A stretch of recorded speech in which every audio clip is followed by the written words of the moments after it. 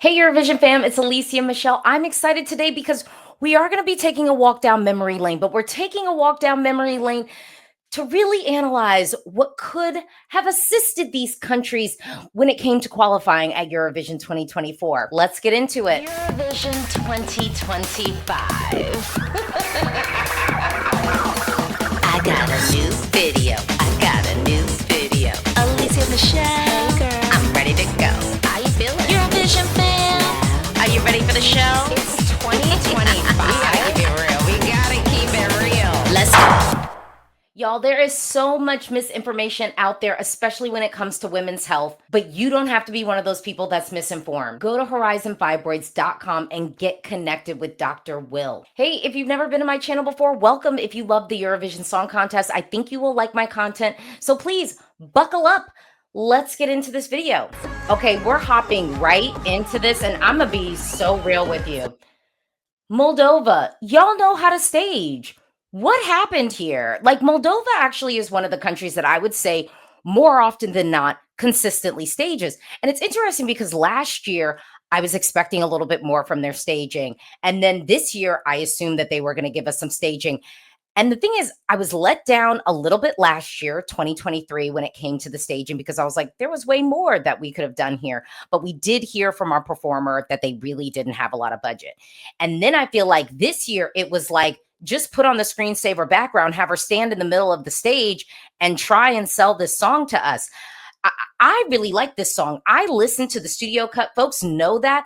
But I think the reason why this one really took a tumble, like hands down, was because of the staging. Because I'll be real. I mean, if we're looking at this, the styling isn't bad. The vocal was fine. Let's go back. The styling isn't bad. The vocal was fine. I'd even say this colorful motif was the wrong choice. Like, I feel like it's this powerful song and we just have her like in a field. I don't know. It was giving a little bit Juan DC, and y'all know how I felt about that one. If you don't know, you can go back and watch my videos from 2016. Okay, yeah, but missed opportunity for them, because this actually I think could have made it. Like, if we just actually staged it and put some effort into it. Oh, so many things wrong. So many things wrong. So many things wrong. One, Albania, you never learn. You never learn. You never learn. Y'all need to stop translating these songs. And I'm sick of the story when people say like, oh, but actually the song was originally written in English, because even some of those times where you have said that to me, it still is like the lyrics are clunky. It's giving clunky. I think that Besa is an amazing performer, great vocalist, beautiful clothes, beautiful gowns, and she was just simply not served by this revamp. This revamp was not it. It was not it. And try as she and all of y'all may to convince us, guess what? It didn't make it. It didn't make it. So you can try and convince us, but you didn't make it. And so we have to figure out why that happened. You know, it was also interesting because I felt like in the lead up to this, she kept saying like, oh, my song is so like American and like, you know, hip hop. And I'm like, I live here in America. I listen to hip hop music. This not like us. This not like us. This not like us.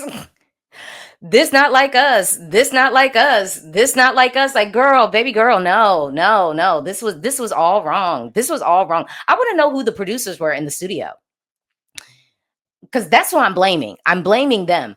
But then also, I don't know, but it's hard if you're in the studio and then the people are like, oh, I love it. I'm feeling it. I'm feeling it.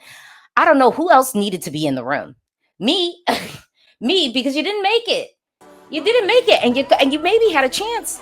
You could have maybe squeaked in there. If we kept it in Albanian, hold on, let me actually go back. Yeah, because honestly, even some of the staging wasn't awful. Like, it really wasn't. And I actually don't even hate the styling. I mean, she looked beautiful, but girl, no. Titan, no. No. Anyway, now see, I'm gonna be real here. This could have made it I think if we were able to vocally sustain, I think I appreciated the staging, I appreciated the styling, everything was bold. I appreciated it. Okay? It's the Eurovision Song Contest and we have to be able to perform live. We have to be able to perform live. And the vocal, I think, was just, it was too shaky. Because I could have seen a path for this one. I could have seen a path, but also it's San Marino. It's San Marino. So, it's like you can't just be okay. You gotta, you gotta be striving for the best. And like this, even sonically, was not giving Eurovision winner. That's the thing. I think it's like with the San Marinos and the Maltas of the world, the microstate of the world, you really have to be coming for the win in order to edge in. And it's not fair. It's not fair. Yeah, see, the vocal, that we ran out of breath. We're not sustaining it. We needed to take deeper breaths. And maybe we needed to have our vocalists doing less. So then they had the ability to sustain and do all of that. Maybe, yeah, can't really say much more about that. Now, I will tell you, this song is like sonically, it's in the vein of stuff that I actually do like to listen to. And I think where Azerbaijan took a tumble this year, I think people felt the staging was very disconnected to the song, even though I think that there was a lot of symbolism in there. But some people, symbolism doesn't really work because they don't get it. They don't get it. So I know it was supposed to be like bringing together like the modern and the traditional, but y'all, some people don't get it. And also, I think this song ended up coming off as dated to folks. I think, the Sting song, we had that like sort of happening in music for a moment, and people aren't really doing that now. So I think it overall read dated. I mean, I remember people saying that they felt like the song was boring. And I don't know that this staging package made it less boring. Yeah, okay. Australia. I'm gonna tell y'all where y'all took a tumble. I'm gonna tell y'all where y'all took a tumble. Y'all did not give us a staging concept. We needed a narrative. We needed a narrative. I would also say these sweeping, slow camera angles was not it.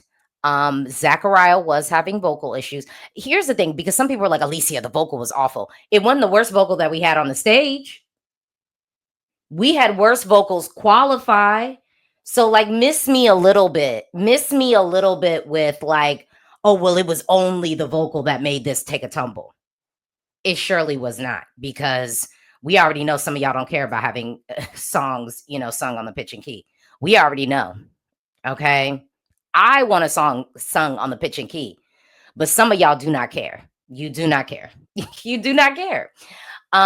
This one really took a tumble because I think the promo train was not what it needed to be for Australia. Australia needed a little bit more hype, I think, in the lead up.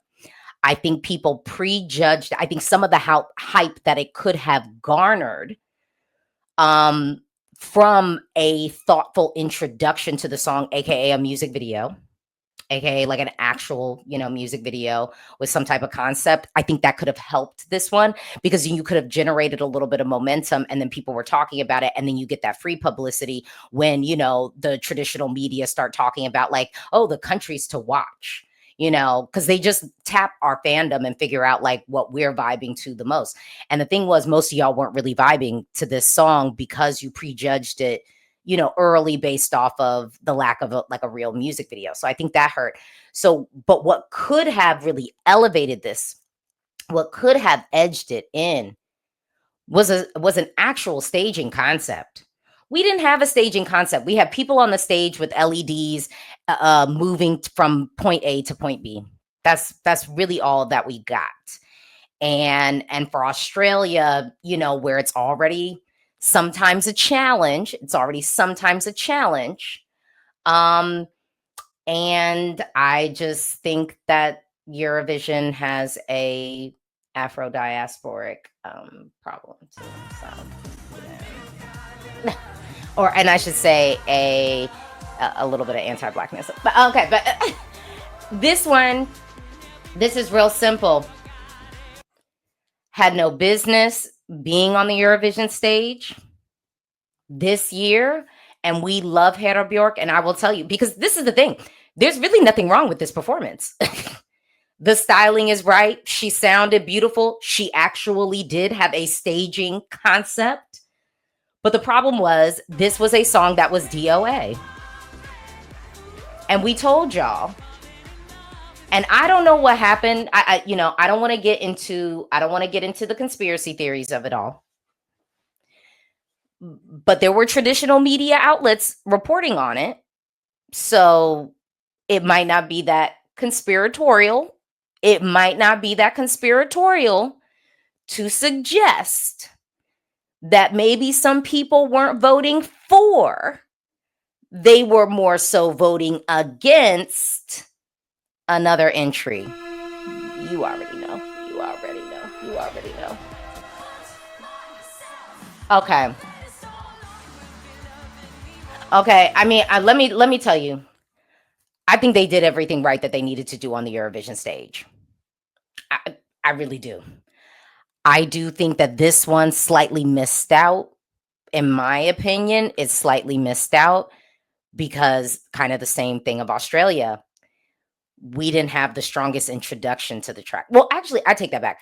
The studio cut was phenomenal. To me, I was like, this is the song. Like, if we're talking like a studio cut, this is the one. And y'all know I was listening to it. It was on my ESC Faves playlist. It was, but the national selection being the budget that it was, and our young performer, or young enough, or not as seasoned performer, being in a live audience, did not sustain the vocal in the way that it needed to be sustained at that early introduction.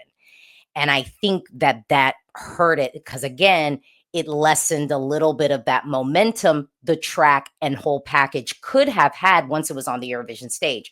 So I feel like with this one, it peaked too late. And I think this is one of those moments where it's like,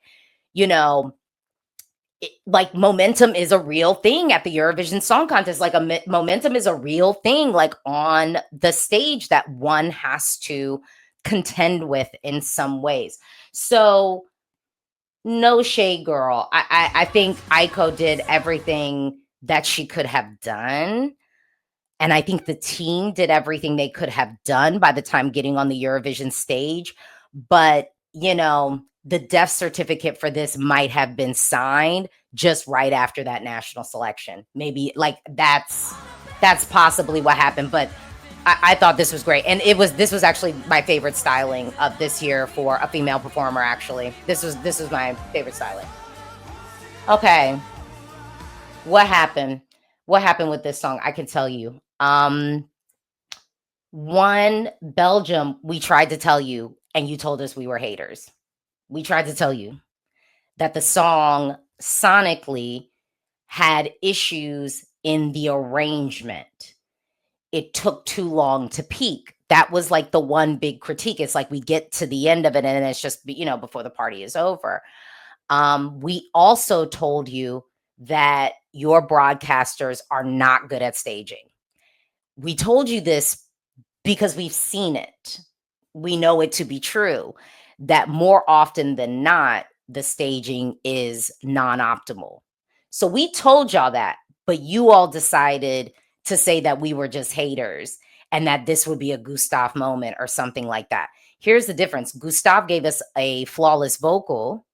Was it vocally challenging? Like, not too much, but like Gustav was able to bring the song to life and sustain and have it sound appropriate. Mustii, the vocal was not perfect. Honestly, for me, I thought it would be enough because y'all hyped this up so much that it was like, oh, it's gonna be there. It's gonna be there. So I was just like, well, fine, y'all will just propel it just to propel it, because it wasn't a bad song. Like, no one was ever saying it was a bad song.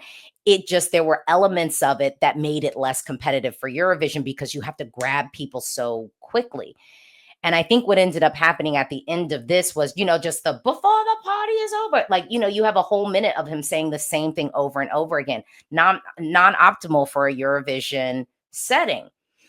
Again, doesn't mean it's a bad song. Doesn't mean that all in all this is a bad performance. It just, there were elements of it that were clearly non-optimal. So I would just say maybe in the future, instead of like condemning people for not loving the thing that you love, you might want to listen to the actual like constructive criticism, because the criticism was constructive. Sand. I can feel you slipping through. So here's the problem. We had a very static performance. We needed more movement from our performer. I appreciated the level of meaningful movement, but for this song to be so safe, and coming from a country that tends to play it safe, I think Denmark, just mix it up. Mix it up. Y'all just need, that's what y'all need. Y'all need to mix it up, I believe. That's where I'm living. I just think we need to see something a little bit different. Give us a Bambi Thug moment, not derivative, but give us like something authentically out of the box. I am sure y'all got some people that you could give us, with a little bit of flair, a little bit of oddity to it. This just, I think the overall package ended up feeling safe. And here's the thing that Denmark does well. When some countries just go fully bonkers, I think Denmark typically has the opportunity to sneak in, because they're like, well, we're just so palpable. It's just so radio friendly. Like, it's something, so unoffensive about it. And sometimes that actually allows you to kind of squeak in. This year was not that year. And I honestly, what's actually crazy? This year at Eurovision might be the year where they could squeak in with something boring. So as much as I want y'all to take a risk, I don't know, this might be the year where y'all get rewarded for being boring. Ugh. Well, okay. Several things wrong with this. So here, our performer was not able to sustain the vocal because we had our performer doing too much. We had a whole treasure chest of toys. You know what Poland is like? I have a 4-year-old. When she decides to go play, we have to have a conversation of, please take a toy one at a time out of the bucket. She never listens. I go away for 5 minutes, and when I come back, the toys are everywhere on the floor. And I mean, it's not even toys in the same theme. It's like she's going to have her kitchen area over here. Then she's got her magnet tiles over here. Then we have weird squishy figurines over here. It's like we're not even doing the same theme. It's just like, it'd be one thing if we had all the kitchen toys and, we're baking. We're playing make-believe, we're playing house, and maybe we even have our baby doll over here because we're about to, cook a meal for our child. Maybe that is what we are doing. But that's not what happens. Poland, you just go for the potpourri of stuff. And that's what hurt this entry. I mean, point blank. I mean, it was just all too much. It was all too much. Oh. Vocal, styling, Malta. I do feel like Malta was slightly robbed because they are a microstate, but I'm going to tell you what I think it is. Malta, we got to do a stronger introduction to our tracks. I think this long national selection process with too many songs, and I'm going to say it, too many songs, too many artists, is not serving our artists by the time they make it to the Eurovision stage. I think that that's what's going on, right? Right? It's too much. And so even though, like, when I first heard this, I was like, ooh, there's something there. Because I just think, Eurovision fans, the fandom is a little bit spoiled. We have these really elaborate introductions to songs. We've got Melody Festivalen. We've got Sanremo that comes out with songs that are just, charting. That's a lot to contend with. We've got more well-known performers coming to the Eurovision stage. Maybe not this year, but we have it happening. We have it happening.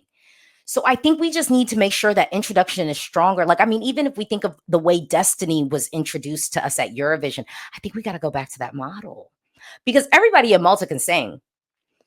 Vocals on point. And honestly, they know how to stage. It's just, But it's that introduction. Man, it's crazy because a lot of these, I think I'm saying the same thing. It was like the first introduction, the first impression wasn't great. And that's what killed it. Oh my goodness. Well, that was my reaction. What do you think? Drop down, talk to me in the comments below. Do you agree with my thoughts? Talk to me in the comments below. Do you disagree? That's okay too. Talk to me in the comments below. If you haven't already, this is your opportunity to like this video and to subscribe. I have so much content coming for you. And Eurovision 2025 season is underway. It's underway. So you want to make sure that you're connected to me so you don't miss any of this content. And come on, join the conversation. Thanks for watching. Bye.